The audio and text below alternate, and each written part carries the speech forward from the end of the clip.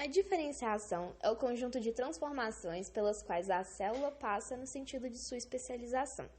É da diferenciação que depende a mitogênese, que é a origem dos tecidos, bem como a organogênese, que é a origem dos órgãos. Em termos gerais, diferenciação é um mecanismo que transforma as células embrionárias indiferenciadas em células especializadas. O desenvolvimento dos seres humanos começou a partir de uma célula chamada zigoto, que possui proteínas espalhadas no citoplasma, que são conhecidas como fatores de transcrição. O RNA mensageiro atua como precursor dessas proteínas, sendo que os fatores de transcrição ativam certos genes que são expressos e dão origem às novas células.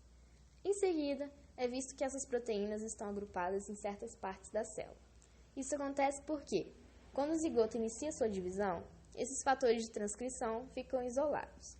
Com isso, as células são ativadas de maneiras diferentes de acordo com a célula original. Isso é conhecido como divisão assimétrica, pois os fatores de transcrição não estão distribuídos simetricamente entre as células filhas. Outro tipo de divisão é por pressão externa, que ocorre por moléculas que são produzidas por outras células ou são absorvidas pela matriz extracelular. Ou seja, esses fatores externos exercem na célula ser dividida uma pressão, induzindo a célula a entrar no processo de diferenciação.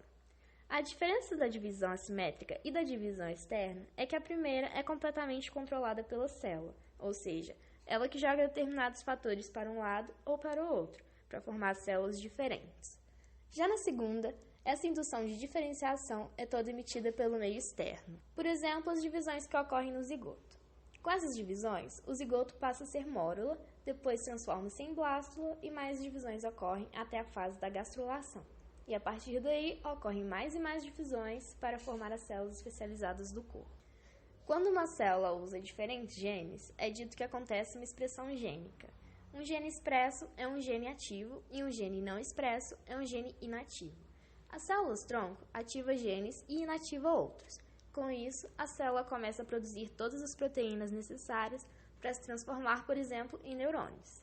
São essas proteínas que dão suas características. Depois que essas células estão especializadas, elas não podem se diferenciar novamente e não voltam a ser células-troncos.